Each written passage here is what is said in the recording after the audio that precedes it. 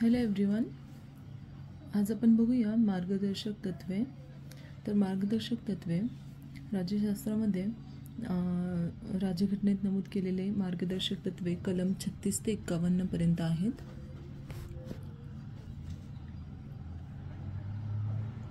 यामध्ये आपण पाहूयात मार्गदर्शक तत्वांबाबत काही विधाने, काही घटना दुरुस्त्या आणि काही कलमे.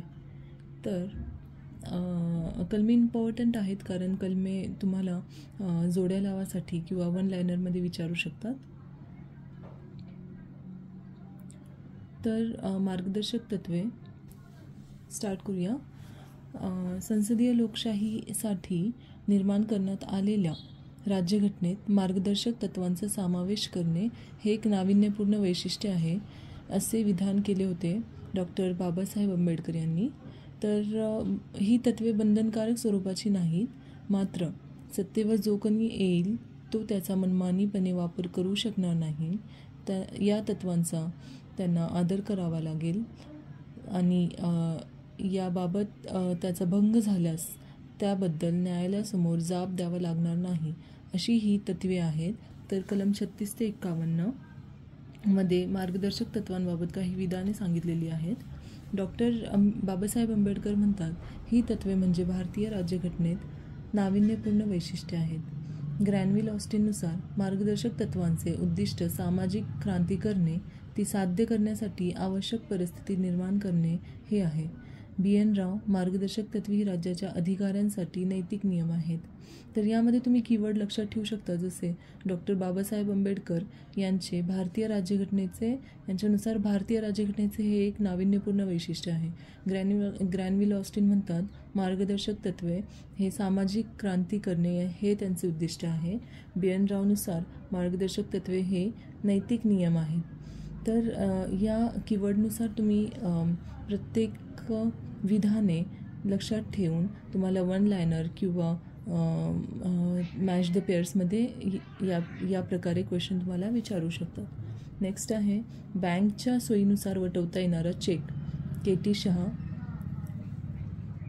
वादयोग्य आणि अमूर्त अनंत नारायण यांच्यानुसार.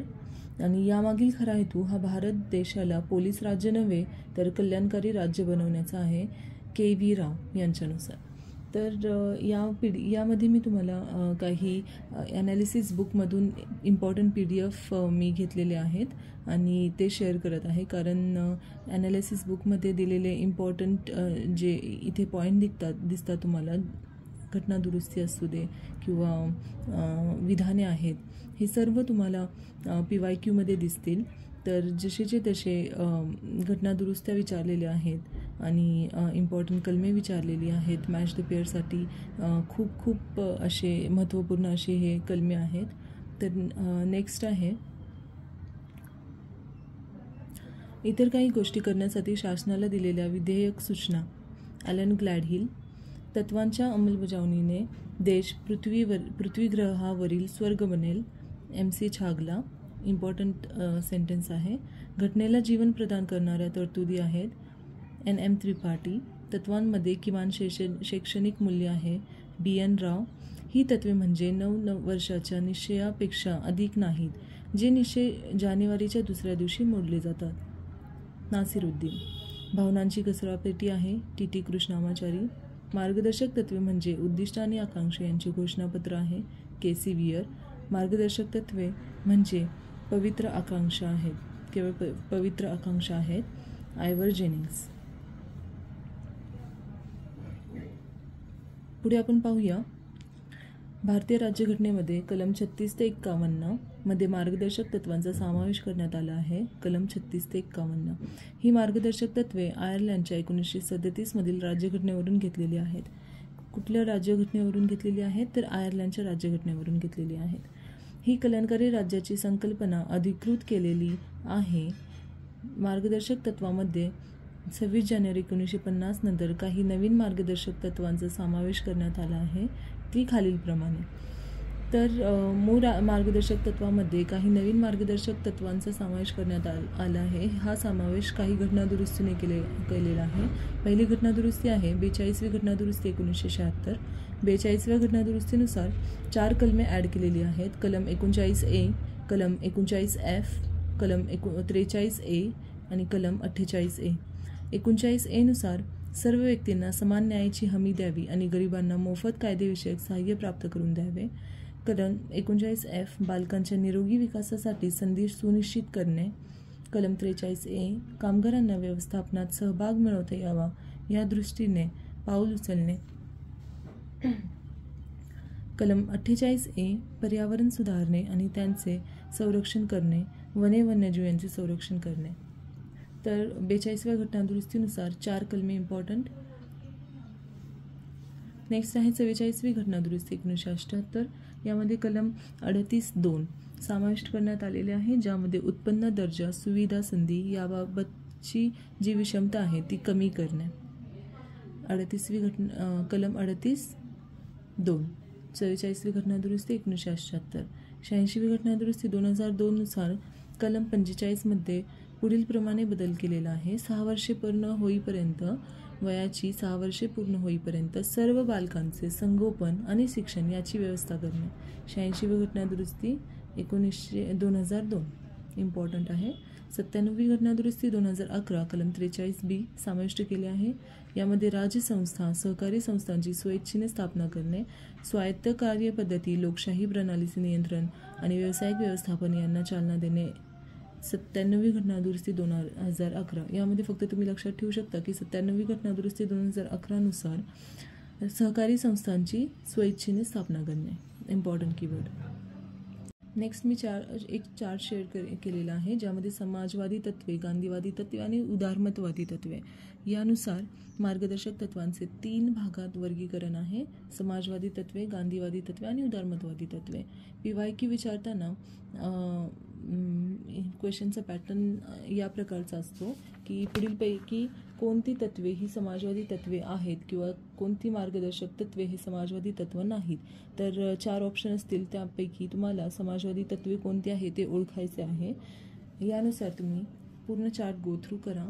यामध्ये तुम्हाला समाजवादी तत्त्वे, गांधीवादी तत्त्वे आणि उदारमतवादी तत्त्वे अशा प्रकारे 3 भाग दिसतील.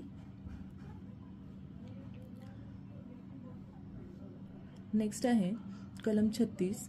कलम 36 मध्ये सांगितलेली आहे राजसंस्था याची व्याख्या, जी भाग 3 मधील 12 प्रमाणे आहे. कलम 12 प्रमाणे राजसंस्थेची व्याख्या ज्याप्रमाणे आहे त्याप्रमाणे कलम 36 मध्ये सांगितलेले आहे. कलम 37 या भागात अंतर्भूत तत्त्वे लागू करणे. कलम 38 लोककल्याण, संवर्धन, समाज व्यवस्था प्रस्थापित करणे.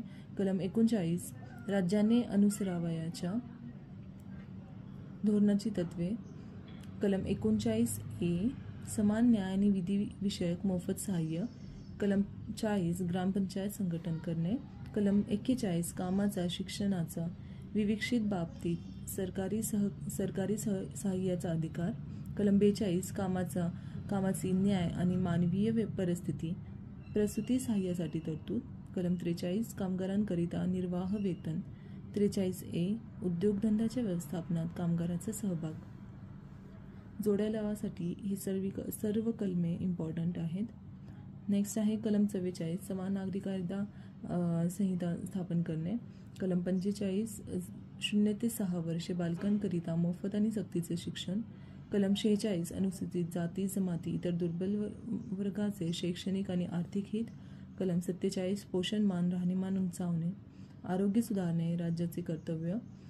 कलम 48 गोहत्या प्रतिबंध. कलम 49 राष्ट्रीय महत्त्वाची स्मारके स्थापन करणे आणि वस्तू आणि यांचे संरक्षण करणे. कलम 50 न्यायव्यवस्था कार्यकारी व्यवस्थापासून अलग करणे आणि कलम 51 आंतरराष्ट्रीय शांतता आणि सुरक्षा संवर्धन. तर यानुसार कलम 51 पर्यंत सर्व कलमे इम्पॉर्टंट आहेत. सर्व कलमे एकदा तुम्ही पाहून घ्या, पाठ करा. ही कलमे जोड्या लावा किंवा 1 लायनरमध्ये तुम्हाला विचारू शकतात. नेक्स्ट आपण बघूया की भाग 4 मधील भाग 4 बाहेरील काही मार्गदर्शक तत्वे आहेत, जी मार्गदर्शक तत्वे भाग 4 मध्ये इन्क्लूड केलेली आहेत. ती सोडून काही मार्गदर्शक तत्वे राज्यघटनेत तुम्हाला इतरत्र सापडतात. त्यापैकी आहेत कलम 45 मधील कलम 335, कलम 350A, कलम 351. तर ही 3 कलमे ही भाग 4 बाहेरील मार्गदर्शक तत्त्वे म्हणून ओळखली जातात. तर याप्रमाणे मार्गदर्शक तत्वाबाबत एक शॉर्ट व्हिडिओ मी बनवलेला आहे, ज्यामध्ये इम्पॉर्टंट तुम्हाला काही स्क्रीनशॉट शेअर केलेले आहेत. यामध्ये तुम्हाला फक्त इम्पॉर्टंट पॉईंट्स तुम्ही यामध्ये गो थ्रू करू शकता.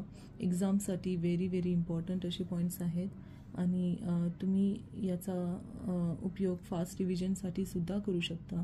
तर नेक्स्ट व्हिडिओमध्ये आपण पाहूयात मूलभूत कर्तव्ये.